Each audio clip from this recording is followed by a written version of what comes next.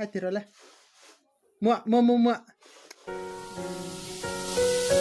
suy lung phang lo te kapala lo tlangwal kapi pathum bel hi angza nge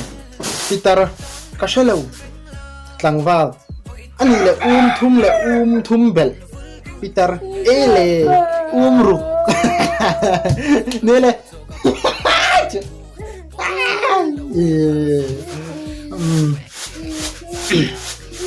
chuan heta in bula kam hu ngai lo wang khan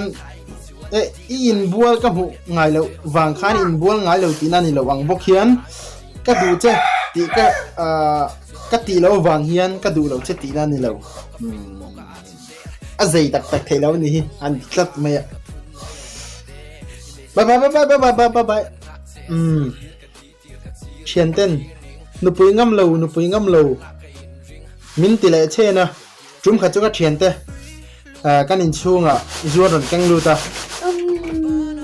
kan nun pona chuat tir tia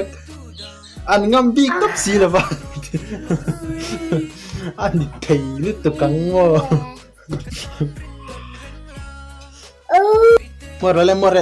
mo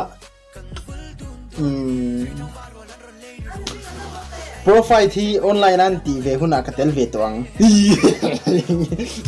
profile online an khal chu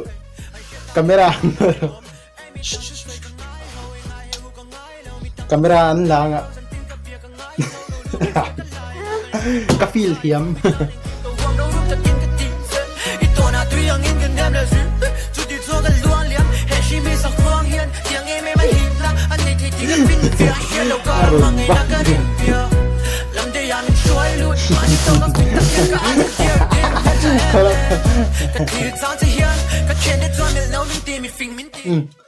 patik tu chia nuber nizan kamu mangchu mai polian tok kalau phura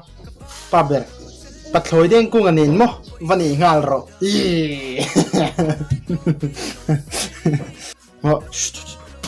an zulak te kha an cheu mai ganja juk te lo chon rui thelo reng cervera rong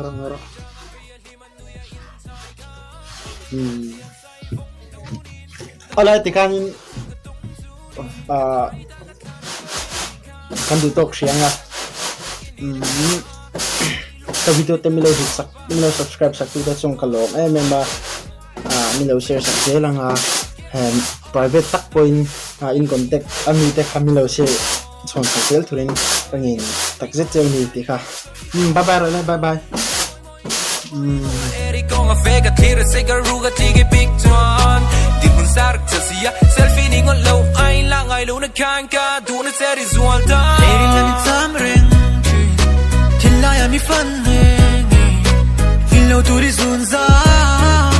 tam la lang ka du sa